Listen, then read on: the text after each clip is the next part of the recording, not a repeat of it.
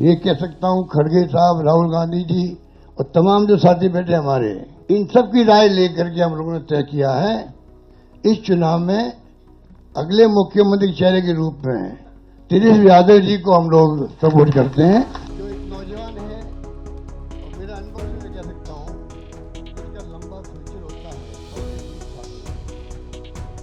नौजवान है, कमिटमेंट रखते हैं। पिछली बार भी जो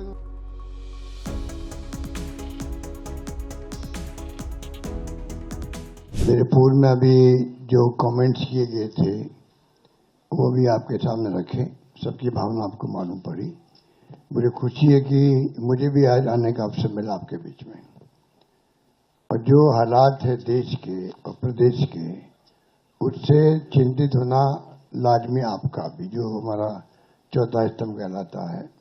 हालात बड़े गंभीर है देश के अंदर।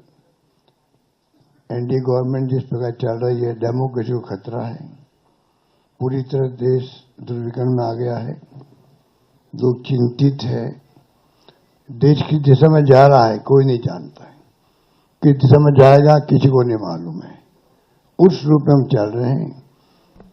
आलोचना कर दो, जेल में जाओ, चाहे वो पत्रकार हो, साहित्यकार हो या कोई एक्टिविस्ट हो। इन हालातों में देश चल रहा है, तो हम सबकी जिम्मेदारी बनती है ऐसे वक्त में देश क्या चाहता है उसका भी हम ख्याल रखें। पूरा मुल्क अभी बिहार की तरफ देख रहा है कि बिहार में चुनाव होंगे, किस करवट फैसला होगा। बिहार में आप मुझसे ज्यादा जानते हैं क्योंकि यहाँ के रहने वाले भी हैं, एक्सपर्ट भी हैं, मीडिया के साथी भी हैं। हालात बड़े गंभीर हैं, चाहे बेरोजगारी हो, चाहे वो अन्य समस्या लोकल हो जो बताई गई। अभी आपके सामने जब बताया दीपांकर जी ने और सानी जी ने, सब साथियों ने, तो हालात वही है। किसान हो, मजदूर हो, आम आदमी हो, छात्र हो, युवा हो, चिंता लगी हुई है रोजगार की उसको। और जब हम लोग देखते हैं, पूछते हैं, तो लोग बदलाव चाहते हैं। खड़गे साहब ने, राहुल गांधी जी ने, सबने भी असेसमेंट करवाया। सब लोग देखते हैं कि बिहार में किस रूप में जनता का एक मनोबल बना हुआ है, विश्वास बना हुआ है, इस बार बदलाव होगा। राहुल जी की यात्रा हुई, तेजस्वी जी साथ थे, दीपांकर जी साथ थे और सब साथी साथ थे।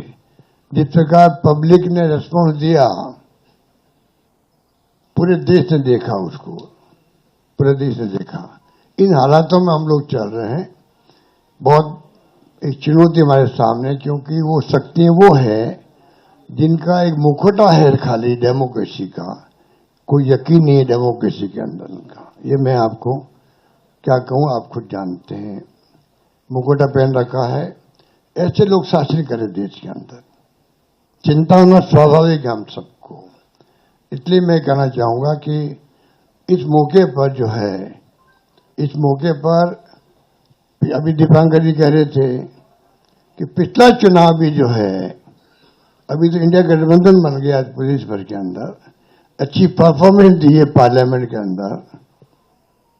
कोई कम बात नहीं थी, 240 पे लाके छोड़ दिया उन लोगों को। 400 पार के नारे लगा रहे थे वो लोग। सब कुछ देख लिया देश ने, और फाउल नहीं खेलते तो हो सकता है सरकार भी उनकी नहीं बनती। उन हालातों में जब देखते हैं तो पाते हैं कि अब लोग समझ गए हैं। पिछला गठबंधन आपका लोकल था, महागठबंधन। तेजस्वी जी ने उस वक्त में भी कमाल किया, और जिस रूप में मामूली वोटों के अंतर से सरकार उनकी बन गई, मामूली वोटों के अंतर से बन गई सरकार उनकी थी।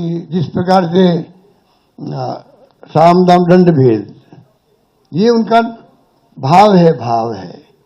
बदले की भावना उनके फितरत के अंदर है। ऐसे लोग बैठे हुए हैं। धन बल का कोई कमी नहीं है। आपका जो इलेक्टोरल बॉन्ड, वो तो एक एग्जाम्पल है। सुप्रीम कोर्ट ने कहा अनकॉन्स्टिट्यूशनल है ये। इतने कैसे काम चलेगा? जो पैसा जमा है उनके पास में, जो खेल खेल रहे हैं देश के अंदर, चुनाव को प्रभावित कर रहे हैं, सरकारों को गिरा रहे हैं। मॉडल अलग अलग है उनका। मध्य प्रदेश मॉडल अलग, कर्नाटक मॉडल अलग था, महाराष्ट्र का अलग था और राजस्थान का अलग था। राजस्थान की दाल नहीं गली, इतना ही फर्क है। आप सबके आशीर्वाद से हमारी सरकार बच गई और 5 साल हमने शासन किया। उन्होंने कमी नहीं रखी थी सरकार गिराने के लिए। उस माहौल में देश में जो हालात बन रहे हैं, ये भी मॉडल है चुनाव जीतने का भी, किस तरह फाउल खेलो।